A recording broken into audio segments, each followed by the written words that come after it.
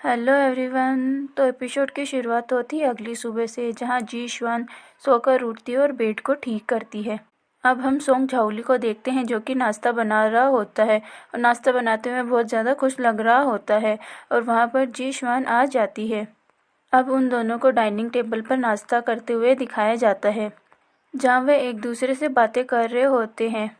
तभी जी श्वान को याद आता है कि वो शर्माते हुए कहती है, मिस्टर सोंग, मुझे याद है कल रात में सोफे पर सो गई थी। इस पर मिस्टर सोंग मुस्कुराते हुए कहते हैं कि मुझे लगा कि तुम वहाँ अनकंफर्टेबल होगी, इसलिए मैं तुम्हें उठाकर बेड पर ले गया।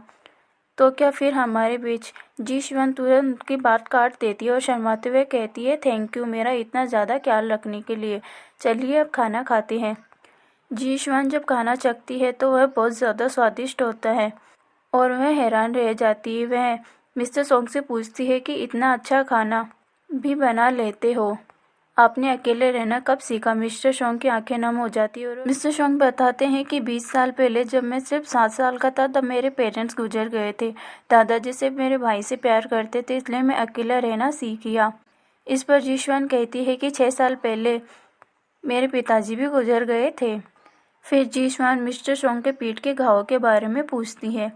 मिस्टर सोंग, कल मैंने आपकी पीठ पर बहुत सारे चोट के निशान देखे थे। क्या आपके दादाजी आपको हमेशा ऐसे ही बेरहमी से मारते हैं? मिस्टर सोंग थोड़े अपसेट हो जाते हैं और कहते हैं कि अब तो मुझे इसकी आदत हो गई है। जी श्वान कहती है कि आप मेरे लिए शाओजिन के सामने आए थे, इसी वजह से आपके दादाजी ने आपको इतनी बेरहमी से मारा। चाहे जो भी हो, मैं आपको इसके लिए थैंक यू बोलना चाहती हूँ। इस पर मिस्टर सोंग मौका देखकर जी श्यान की कुर्सी के पास आ जाते हैं और उसके बहुत करीब होते हैं और कहते हैं, तो क्या शुक्रिया अदा करने का कोई और तरीका नहीं है? और वे कहते हैं, फॉर एग्जाम्पल, तुम्हें नहीं लगता मेरा यह घर बहुत बड़ा है और खाली भी है और मुझे इस घर के लिए एक मालकिन की ज़रूरत है। जी श्वान का दिल फिर से ज़ोर ज़ोर से धड़कने लगता है, लेकिन तभी उसके फ्रेंड का कॉल आ जाता है और वो बहाना बनाकर वहाँ से निकल जाती है। मिस्टर सोंग पीछे से मुस्कुराते हुए मन ही मन में कहते हैं, जी श्वान, तुम खुद मेरी ज़िंदगी में आई हो, अब मैं तुम्हें कभी भी दूर नहीं जाने दूंगा। दोस्तों, यह सीन शिफ्ट होता है रास्ते में, जहां जी श्वान की बेस्ट फ्रेंड एक बहुत बड़ी मुसीबत में फंस गई होती है। वह यह होता है कि जी श्वान की बेस्ट फ्रेंड किसी कलीग के धोखेबाज बॉयफ्रेंड को सबक सिखाने गई होती है, लेकिन गलती से उसने किसी और की महंगी गाड़ी पर लाल पेंट फेंक दिया होता है। गाड़ी का मालिक वहाँ पुलिस और पेपर्स के साथ खड़ा हुआ होता है। उनके साथ जी श्वान की फ्रेंड भी होती है और वह आदमी कहता है कि यह गाड़ी मैंने 2 दिन पहले ही ली है। आप लड़की है इसलिए डिस्काउंट दे रहा हूँ, चुपचाप 10 लाख निकालो और कार ले जाओ। तभी जी श्वान अपनी बेस्ट फ्रेंड वूसू को बचाने पहुँचती है। जैसे ही मिस्टर किम जी श्वान को देखते हुए चौंक जाते हैं और कहते हैं कि जी श्वान, क्या तुम मुझे जानती हो? मैं मिस्टर किम हूँ, याद है? मैं तुम्हारा स्पॉन्सर हूँ, जिसने स्कूल के दिनों में तुम्हारी पैसों की मदद की थी। जी श्वान हैरान हो जाती है और कहती है, मिस्टर किम आप हो? मिस्टर किम कहता है, मैंने स्पॉन्सरशिप फाइल में तुम्हारी फ़ोटो देखी थी, तब हम मिलने वाले थे, परंतु तुम आई ही नहीं। मैंने तुम्हें बहुत सारे ईमेल्स भी किए, लेकिन तुमने जवाब ही नहीं दिए। जी श्वान कहती है कि हाँ, उस वक्त कुछ ऐसी मजबूरी आ गई थी कि मैं नहीं आ सकती थी, लेकिन आपने स्कूल के दिनों में मेरी बहुत मदद की। आप बहुत अच्छे हैं और आज गाड़ी का जो भी नुकसान हुआ है, मैं आपको इसकी पाई चुका दूंगी, बस मुझे थोड़ा टाइम दीजिए। मिस्टर किम दिल बड़ा दिखाते हुए कहते हैं कि अरे अरे, कोई बात नहीं, इतने पैसे की कोई बात नहीं है। लेकिन वूसू बीच में कूद पड़ती है और कहती है कि नहीं नहीं, एहसान तो चुकाना ही पड़ेगा। सर, मेरी वजह से ये सब कुछ हुआ है। आपकी हाउसकीपर छुट्टी पर है ना? मैं 2 महीने के लिए आपके घर में आपकी हाउसकीपर बन जाऊंगी, फिर हमारा हिसाब बराबर हो जाएगा।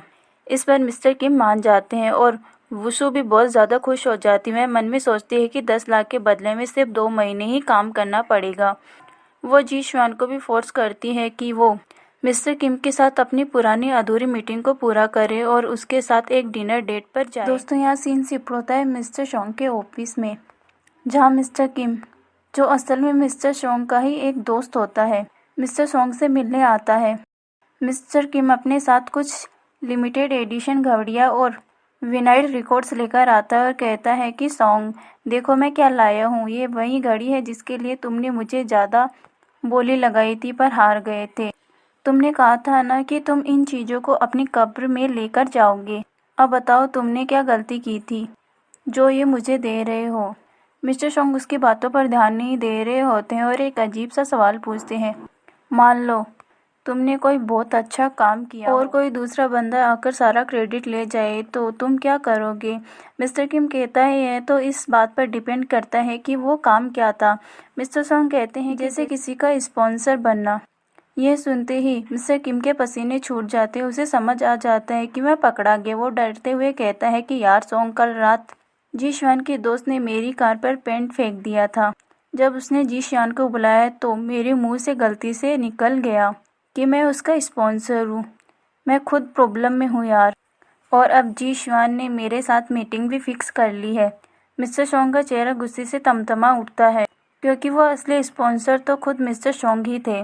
दोस्तों, यहाँ सीन शिफ्ट होता है जहाँ जी शुआन ने उसे झूठे स्पॉन्सर यानी मिस्टर किम के लिए थैंक यू डिनर रखा हुआ होता है। जी शुआन बाहर बैठकर कबाब ग्रिल कर रही होती है, लेकिन जैसे ही दरवाज़ा खुलता है वहाँ मिस्टर किम के साथ मिस्टर सोंग भी अंदर चले आते हैं। जी शुआन चौंक कर पूछती है, मिस्टर सोंग आप यहाँ कैसे। मिस्टर किम बात संभालते हुए कहते हैं, जी शुआन ये मेरा दोस्त है। और वो दोनों को इंट्रोड्यूस करवाते हुए कहता है, मिस्टर सोंग ये है जी शुआन। और जी शुआन से कहता है कि ये मेरे दोस्त मिस्टर सोंग। वह मिस्टर सोंग से कहता है कि ये वही जी शुआन है जिसे मैं पहले स्पॉन्सर किया करता था।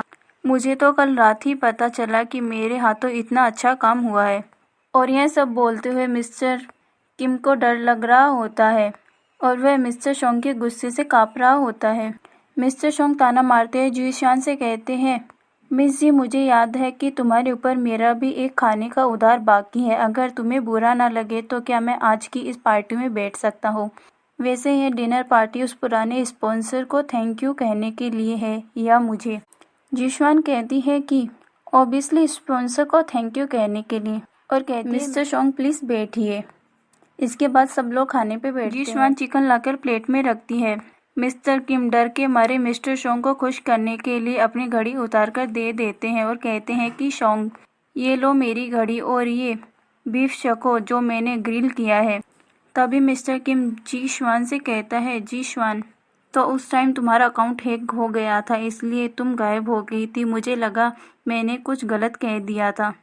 मिस्टर सोंग से अब ये झूठ ज़्यादा बर्दाश्त नहीं हो रहा था और वो मिस्टर किम को घूरते हुए कहते हैं, तुम दोनों का ये पुनर्मिलन का नाटक कब तक चलने वाला है। मिस्टर किम डर के मारे कांपने लगता है और कबाब मिस्टर सोंग की तरफ बढ़ाकर कहता है, अरे सोंग ये लो खा लो, मैं बीफ ही खा लूँगा। तभी वहाँ पर ड्रिंक आ जाती है और माहौल और भी हल्का करने के लिए सब लोग चीयर करते हैं। वुसु कहती है, चलो अच्छे से खाओ पियो और लंबी जिंदगी जियो। जी शुआन सबको मुस्कुराकर ड्रिंक सर्व करती है और तभी वहाँ मिस्टर सोंग की तरफ से भेजे गए खूबसूरत फूलों का एक गुलदस्ता भी आ जाता है। मिस्टर सोंग लगातार जी शुआन को देखे जा रहे होते हैं और मिस्टर किम अपनी जान बचाने के लिए भीख मांग रहा होता है। और इसी के साथ हमारा ये एपिसोड यहाँ ख़त्म होता है। अगर आपको वीडियो ज़रा सा भी पसंद आए तो लाइक करें, शेयर करें, कमेंट करें, सब्सक्राइब करना बिल्कुल ना भूलें। मिलते हैं अगले एपिसोड में, तब तक के लिए बाय बाय।